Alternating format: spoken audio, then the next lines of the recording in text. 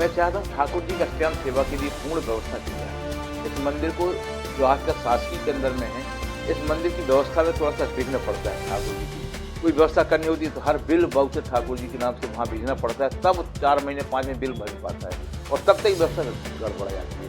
वो तो भोग प्रसाद पब्लिक चढ़ाती है, हर माह थाल चढ़ते हैं, 2500 थाल बनती ठाकुर जी की, उस थाल से सारी व्यवस्था उनके भोजन की होती है। तो हम चाहते हैं कि शासन कुछ ऐसी व्यवस्था करे कि ठाकुर जी का भोग हरने चलता है, उनकी आरती पूजा का जो भी विधान है वो पूरा करे। सरकार व्यवस्था करती है।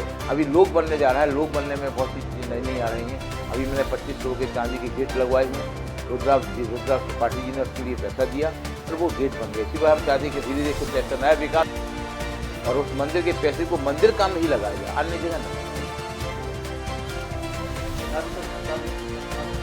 हाँ, सरकार ने अभी बहुत सी चीज़ें बनाई, पीछे वाला हॉल बना, सरकार ने वहाँ 1,56,000 रुपये करना, एक 97 का बना है। अभी सरकार 10 करोड़ का प्रोजेक्ट लेके आई है, 100 करोड़ का प्रोजेक्ट सरकार का है। अब सरकार कुएं पर बहुत सुंदर फव्वारा बनवाने जा रही है। मंदिर का पूरा विकास इसलिए उन्होंने धर्मशाला मंदिर के नाम से बनवाई। अभी मंदिर का मॉल बन रहा है, मंदिर का पीछे एक और संत समागम के लिए बनाया जा रहा है। मंदिर की पूरी दीवार की पुताई, उससे पुट्टी और बहुत सुंदर काम हो रहा है।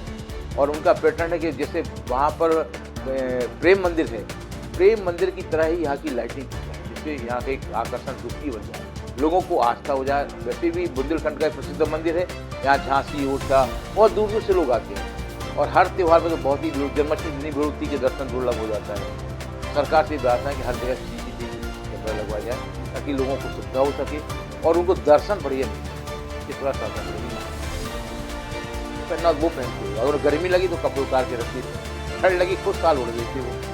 आज उनके प्रसाद का डिब्बा है, जब खुलता है तो फिर 1-2 पीढ़ी कर देते हैं। और जब ठाकुर जी 9 बजे जाते हैं या गोचरण करने की तो अपने साल लौंग और इलायची लेके जाते हैं। ऐसी ठाकुर की व्यवस्था है। उन्होंने कहा कि मैं यहाँ का राजा हूँ। पन्ना भाई जल प्रतिमा नहीं है, प्रतिमा तो स्थिर है। ये ठाकुर जी ने ये कहा कि मैं पन्ना में रहूँगा, भोजन पन्ना करूँगा, मैं सोने में जाऊँगा द्वारका, जागूंगा पन्ना में, दोपहर को पन्ना में आरती में रहूँगा, लेकिन शाम को मैं चले जाऊँगा ब्रिज। ऐसी सरकार ने अपने अपने सिस्टम बनाया। और उस जो उनका कार्य है, उस कार्यकाल में यहाँ का पट बंद रहता है। जब यहाँ का पट बंद होता है तो ब्रिज का पट खुल जाता है, बाकी बिहारी पट खुल जाएगा, और बाकी बिहारी बंद होंगे तो यहाँ का पट खुल जाएगा। इसीलिए अपने यहाँ ठाकुर जी 8 बजे खुलते, सुबह 5 बजे। वहाँ मंगल आरती नहीं होती, यहाँ पर मंगल आरती ठाकुर जी 8 बजे भगवान का गोचरण होता है। भगवान ब्रज जाती कुछ गोचरण करने, तो यहाँ पर तुरंत 8 के बाद मंदिर बंद हो जाता है। फिर वहाँ पर 12 बजे मंदिर बंद होता है, यहाँ 12 बजे मंदिर का प्रसाद होता है। यहाँ भगवान पूछे 12 से 3, उन्होंने कहा प्रत्येक व्यक्ति जब भोजन कर लेगा तब मैं भोजन पाऊंगा, सबको भोजन करा दो राजा। तो बहुत सारे लोग पन्ना के भोजन पाते, सुबह ठाकुर जी 3 बजे भोजन पाते हैं। इसी प्रकार से वहाँ पर रात को जब सब लोग भोजन पाते हैं 9 बजे के बाद, तब 9:30 बजे ठाकुर जी भोजन पाते हैं, फिर विश्राम करते हैं। ये ठाकुर जी अपनी दिनचर्या रखा।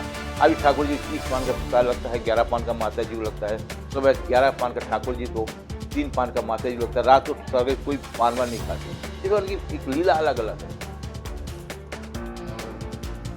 हरिराम व्यास जी के बाद ये 125 साल वृंदावन में रहे, वहाँ प्रत्यक्ष दर्शन के होते रहे। अंत में जो मधुकर साहब राजा थे, ओरछा नरेश, उन्होंने भी तपस्या की और वो भगवान के पास पहुँचे, प्रकट हुए। भगवान से बात हुई कि बोले मुझे ओरछा जाना है और आप ओरछा चलो प्रभु। सरकार ठीक चलते ओरछा चलते हैं। भगवान ओरछा उनके साथ आ गए, ठीक है। राधा रानी नहीं आई। उन्होंने कहा मैं तो ब्रज छोड़ के जा नहीं सकती हूँ, मेरा तन भले ले जाओ पर मन और आत्मा मेरी नहीं जाएगी। तो वो वहीं बॉर्डर से राधा माँ पाके हो जाती हैं। उसकी जगह तो सरकार अकेले आते हैं, ओरछा रुकते हैं, लेकिन ओरछा में जैसे रुकते हैं तब तक वो राम कुमारी बोले कि रात भगवान राम राजा को आ जाती हैं। भगवान से एक राज्य में 2 लोग नहीं रहेंगे, एक राजा ही रहेगा, इसलिए मुझे यहाँ से जाना है। मैंने पहले कह दिया था ओरछा में नहीं रहूँगा।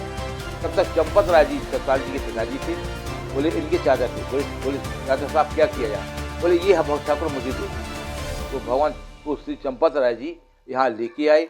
ओरछा नरेश ने और मिल चंपत राय जी ने मिलकर एक मंदिर बनवाया और 1.25 क्विंटल का उस समय कलशा चढ़ाया ठाकुर जी। तब वहाँ किशोर जी यहाँ अकेले थे, लेकिन यहाँ के जो राजा हिंदूपद जी थे उनको बहुत कष्ट हो रहा था कि ठाकुर जी अकेले, हम ठाकुर जी देखते हैं। ठाकुर जी ने सपने में कहा उनसे आकर के प्रत्यक्ष आके कहा कि अभी बरसाने में राधा जी का निर्माण हो रहा है, तुम चले जाओ और बरसाने से मुझे राधा जी को ले आओ, मेरा भी मन यहाँ नहीं लगता है।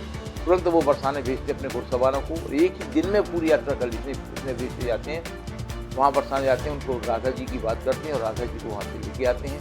जो भी वहाँ दक्षिणा होती है देख कर वो राधा जी लाते हैं। फिर वो श्री माँ का विग्रह, क्योंकि आज यहाँ राधा जी चंदन की है, तो ये राधा माँ वहाँ से आई और आज भी वो राधा माँ का विग्रह प्रत्यक्ष विग्रह राधा माँ का है।